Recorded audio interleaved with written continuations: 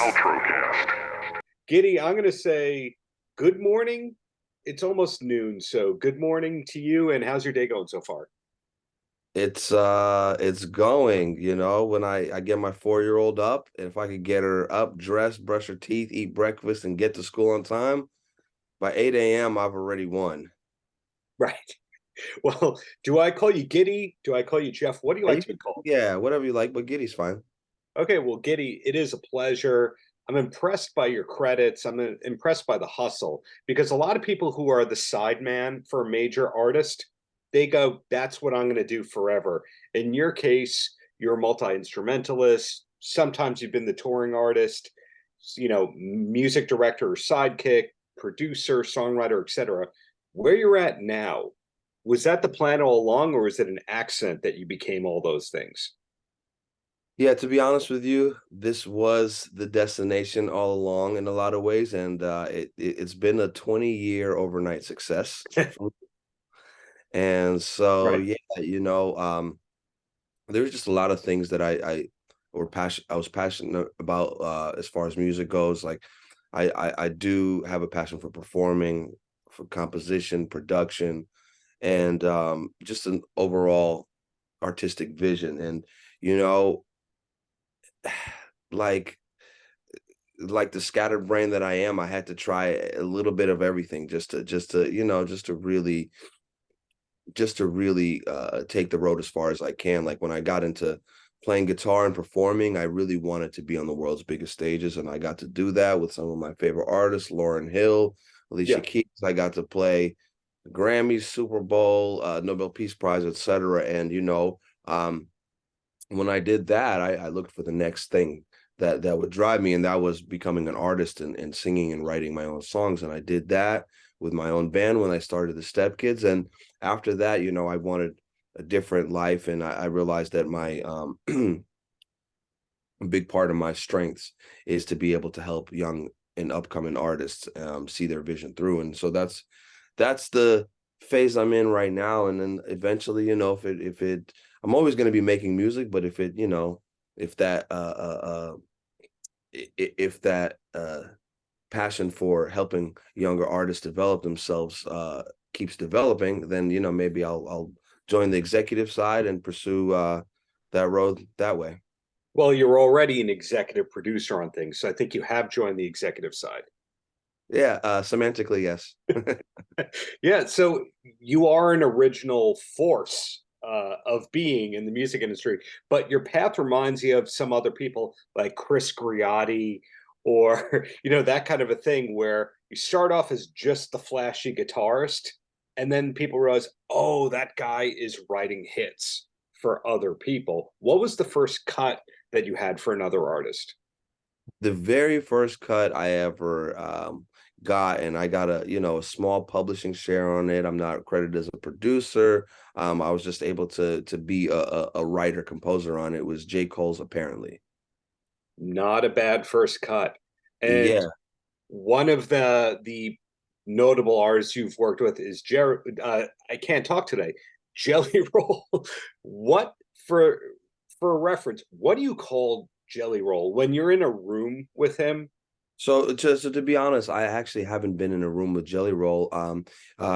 We did a song with Jesse Murph, and he's the featured artist, and just we were so happy to have him, and he really killed it, and the song is doing really well. And but the way we got that done is me and Jesse wrote it in a room together, and then she went on tour, and Jelly Roll was on tour, and she was on tour, and so I think they met up in like on a tour bus or something, and like were able to get it done in the middle of while they were touring. So, and then we went back and forth that way and got the final edits and mix and stuff. But yeah, unfortunately, I have not yet been in the room with Jelly Roll. And when I am in the room with him, I'll let you know if it's Jelly or Mr. Roll or Yeah, I was wondering about that kind of thing because, for example, when you get to know Kid Rock, supposedly you call him Bob. I He actually loves. I've met Kid Rock. I've partied with Bob in his home state of it was in Detroit, Michigan. And yes, you call him Bob. Yeah. So in your case, are you giddy to everybody, or Yeah, do most you people like call me once? Gitty. Most people call me Gitty. Some people that know me for a while call me Jeff. My real name is Yevgeny Semyonovich Gittilman. I'm a Russian immigrant. I I came thought you here. were a Moldovan Moldavia, immigrant. yeah, Moldavia, yes, exactly. And so, yes, at one point when I lived there, it was all Russia. Now it's Moldavia is its own province. Are there other people of the Moldovan background that are successful in the music business that we don't realize that's the case with? I have never met another Moldavian. And so it's not Moldovan, it's Moldavian. Well, it's always been a two ways to pronounce it, Moldova or Moldavia. So, Oh, yeah, it's always been two ways. So, however, just like Giddy or Jeff, take your pick. well, But yeah, another I've thing. never met somebody of the Moldavian descent, to be honest with you. Oh, I have. Music I guess industry, it's what? such a small place in the world Yes. that I mean, I've traveled and I met people when I was in Germany one time. I told somebody I'm Moldavian, and they were like, "Oh, so am I." And it was like such a small world.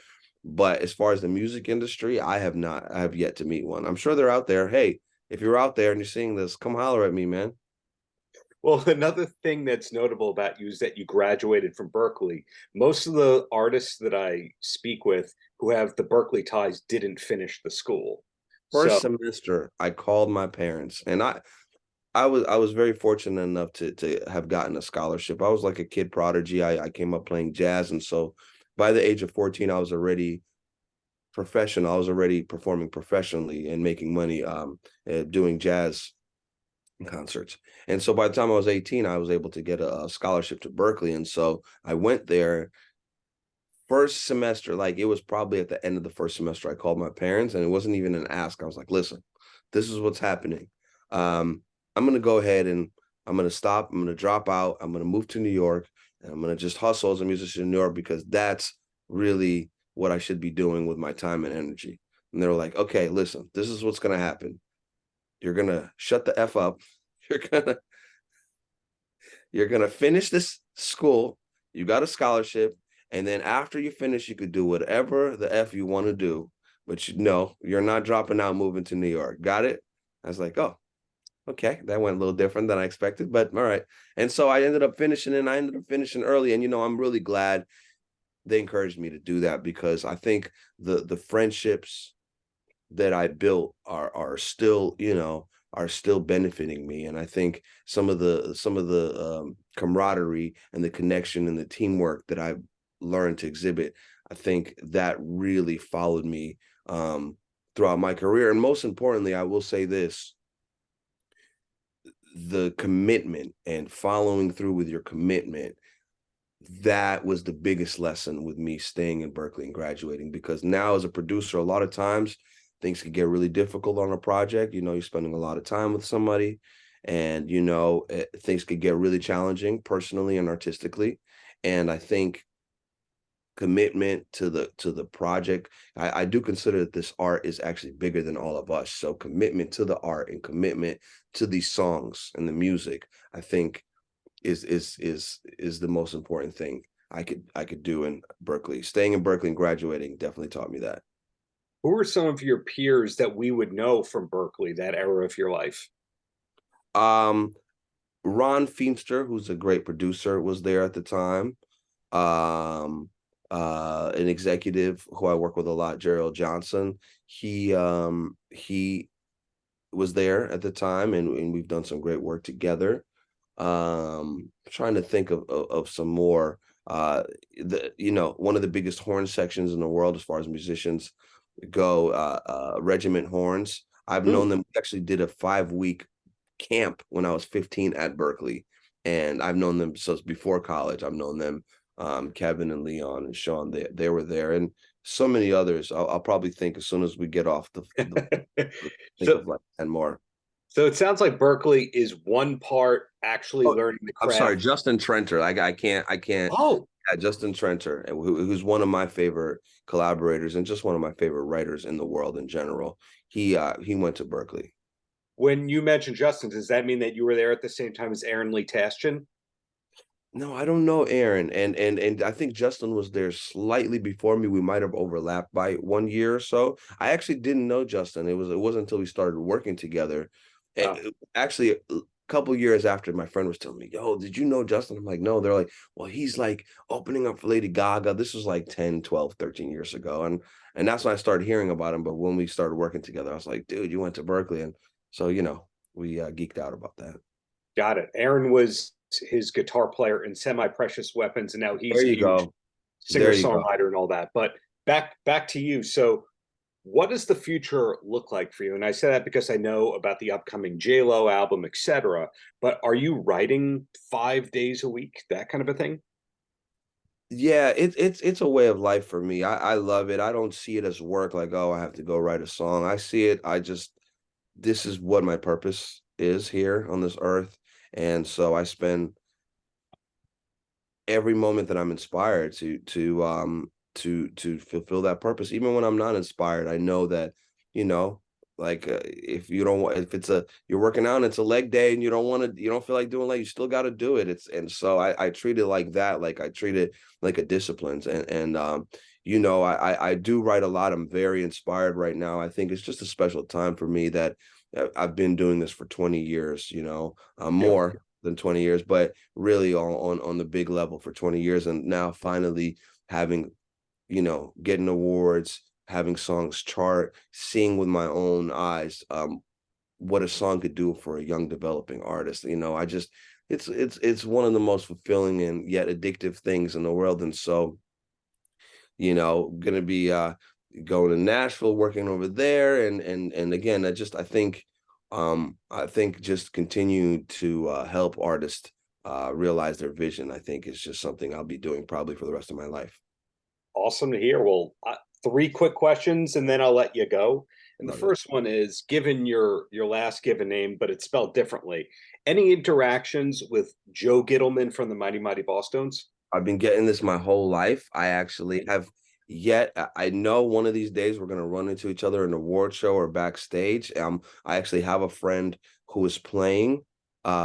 Regiment, who I mentioned, Leon from Regiment Horns. He was playing with the Mighty Mighty Bosstones, and he was like, "Man, I was telling him about you. You guys got to meet." And so he was trying to introduce us, and it hasn't happened yet. But I'm also an East Coaster, and so believe me, when the time is right, me and him are gonna have a little powwow. Rumor is that Joe has been a professor at a Vermont university, but he's also doing A&R for Side One Dummy. So that might be the way to get the Gittleman times Gittleman collaboration going. Okay. Yeah, that could be ne- great. Next question. You're a guitarist who can play a lot of notes, but chooses not to play a lot of notes. Where was Van Halen, if at all, in your Oh, musical huge, evolution? huge, huge, huge influence on me. I mean, and to answer your question first, I gotta say that it's been a lifetime. It's been taking me a lifetime um to do less, to know how to do more with less. And it's still something I'm working with all the time. And every time I like to put a lot of paint on the canvas, and then I like to take it away and to see like how little do we actually need. And so Eddie Van Halen, man. It's one of those things though, as a kid, I was 12 years old and really into guitarism and technique, and Eddie Van Halen was a huge influence. But it's crazy to almost 30 years later to come back to it. And he's one of the few people from that part of my life that I could come back to all these years later and say, you know what? It's the genius of it is to me, it's not the technique. The genius of Van Halen is really the composition, and that you could hear his melodies and some of his licks and just recognize when somebody is playing his compositional DNA. And so I love the songs coming back to the songs, Van Halen songs all these years later. They're amazing, and the guitar riffs are timeless. And I think that's been the biggest takeaway for me is not just his technique, but his immortality as a composer. So it wasn't just about that the singer's Jewish, you're Jewish, you get to go, hey, that's one of us fronting Van Halen. Let me tell you, man, David Lee Roth, he has represented us in the best and the worst ways, but um, definitely that fact did not that fact has been in my mind since I was a kid, knowing that he's one of the you know, along with Gene Simmons, one of the great Jewish rock stars. Men of the tribe. Well, my last question for you before I let you go. Music is your job, music is your career, music is your passion, and you work with a lot of different artists. But what's the last concert that you went to as a fan? Not because you were writing for the person, but one that you actually chose to go to. Yeah, it's a two-part answer. One, an artist that I'm known for to work with a lot is an artist by the name of H.E.R, H.E.R, Mm. and she was on tour with Coldplay. And I went to the show, and I knew I saw Coldplay before, and I knew I was going to see them, and I was looking forward to it. I also really wanted to see, you know, my friend and client and collaborator play some of my music in front of 100,000 people at the Rose Bowl. And so I really went there to see her and hear some of my music.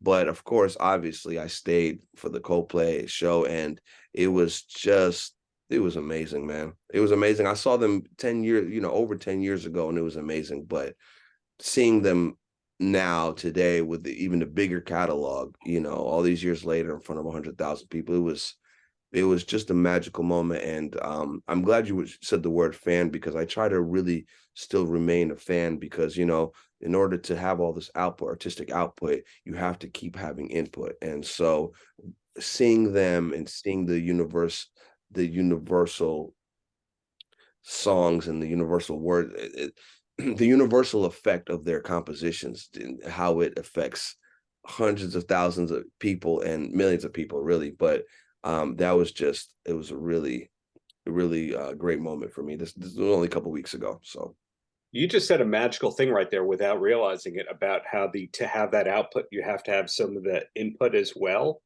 yes, absolutely. Yeah. It's something to think about all the time, because when music becomes your career and your profession, you're doing it every single day and you're outputting it. But what about that moment? You know, I just took a drive on the PCH up to San Francisco by myself, and it was a beautiful time, and turned my phone off, logged off social media. And for, you know, 2 days straight, I just listened to music, and it was just such a beautiful time. And I just encourage all creatives to just keep being a fan, keep taking in the input, and keep, you know, because when we become successful, it's almost like there's so much pressure on us for the output, and we begin to feel like, oh, we know it all, we know how to do this. The curtain has Right. been lifted, so to speak. But it's really important to just keep the magic, keep the magic in the music there. And for me, that is to essentially humble myself and to become a fan again. Paltrocast.